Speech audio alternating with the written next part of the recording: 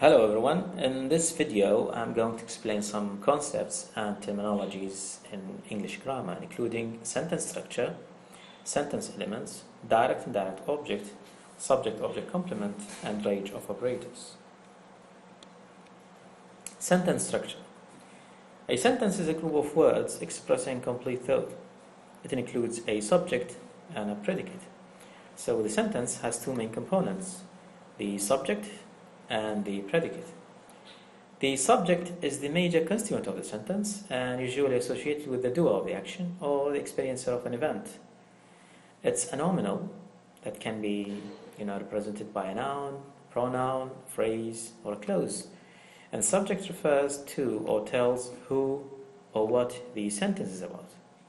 For example, the boy, in a sentence like the boy ate his food, the boy is the subject. It is the doer of the action. While the predicate is all the sentence elements following the subject, and it tells what the subject is doing or who the subject is. For example, ate his food, in the sentence the boy ate his food, is the predicate. It's everything following the subject. So we think of the sentence, or an English sentence, as containers of elements. We have the subject and the verb as the minimal set of elements within the sentence, and we can have complement and an object. Each element is a slot that can be represented by many linguistic forms. So here we need to distinguish between the form and function within English sentence.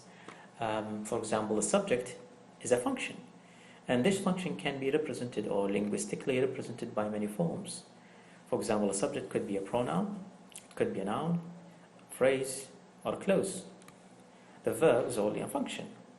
It could be linguistically represented by only the form of verb. Complements and objects too are functions. They can be linguistically represented by pronouns, nouns, clauses, and phrases. So we think of these elements as functions that can be linguistically represented by forms.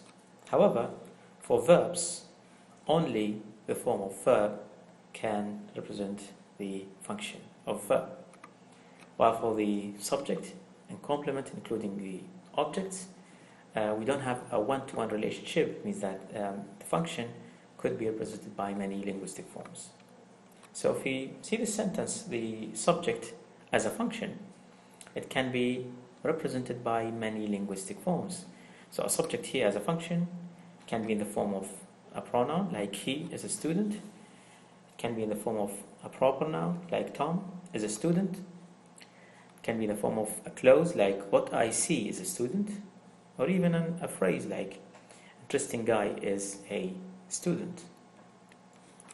A simple sentence like the boy ate his food can be classified into the boy, which is a subject, ate, a verb, and his food, an object.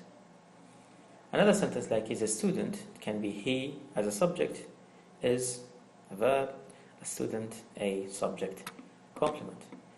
These are simple sentences. The question is when we come to analyze a complex sentence like what I see is what I mean.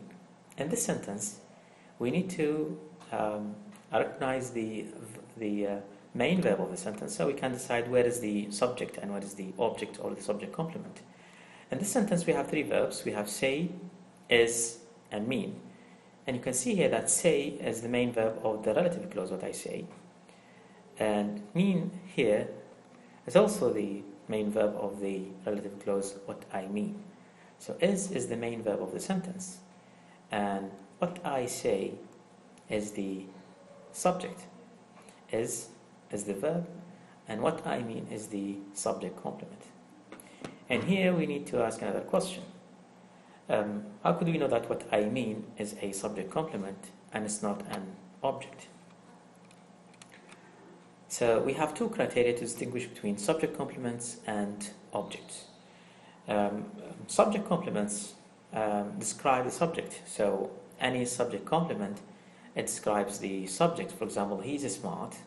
Smart here is a subject complement. It's not an object because it describes the subject. If we say what is he, we can say he is smart. So smart describes he. In this way, it is a subject complement.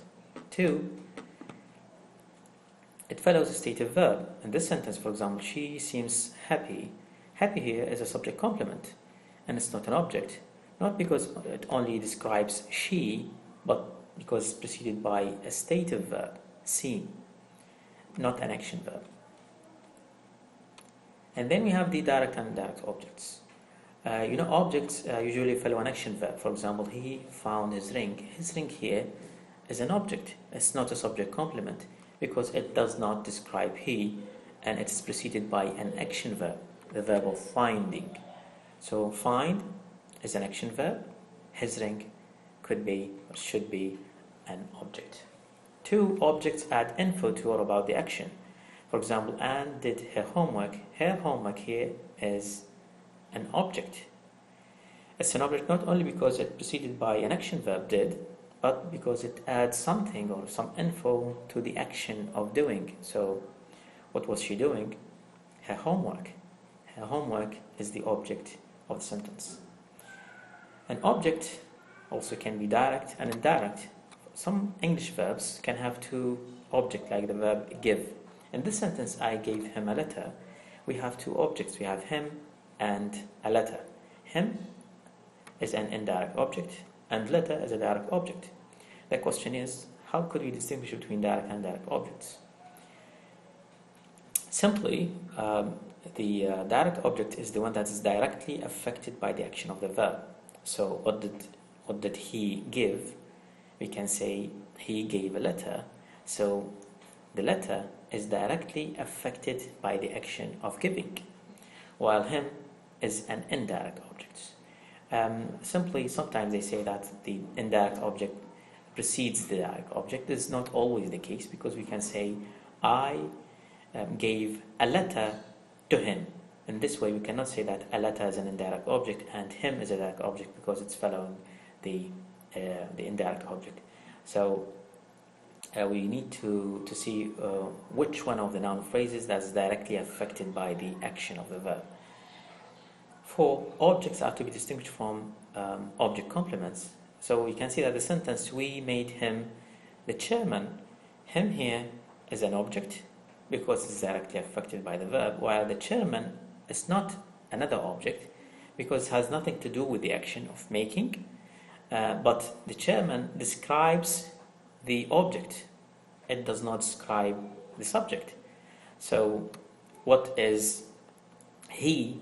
He is a chairman, so the chairman describes the object. In this way, the chairman is an object complement. Here we have some sentences from, Inverse Grammar of English. You can see that John is a subject, carefully is an adverbial, and searched is the main verb of the sentence. The room is an object because it's preceded by an action verb, the verb of searching. The girl is a subject, is a verb. Now, an adverbial. A student is a subject complement. It's not an object because it's preceded by a stative verb, 1. 2, because it describes the subject, the girl. Now we move to range of operators. Some sentences that can have more than one auxiliary verb, like he would have been visiting his uncle. In this sentence, we have 3 auxiliary verbs, would, have, and been. The first auxiliary verb is the operator. The question is, what do we mean by operator? The operator is the auxiliary verb by which we can negate the sentence, we can question, and we can change the tense. So if we want to negate the sentence, he would have been visiting his uncle, we can say he would not, or he wouldn't have been visiting his uncle. So would is the operator. If we want to make the sentence a question, we say, would he have been visiting his uncle? And we use the auxiliary verb would as an operator of the sentence. And we can change the tense of the sentence by using would to. For example, he will have been visiting his uncle. So the operator is the first auxiliary verb of the sentence by which we can negate the sentence, we can make it a question, and we can change the tense of the sentence. In some sentences, we don't have auxiliary verbs, like he works hard. So how could we negate the sentence or make it a question or even change the tense of the sentence? Simply we use does, do, and did, and this of course depends on the tense of the sentence. So if we want to negate the sentence he works hard, we say he does not work hard. If you want to make it a question, we say does he work hard. And if we want to change the tense of the sentence, we use the auxiliary verb did, and we say he did work hard. This is for now. Thank you very much, and please stay tuned for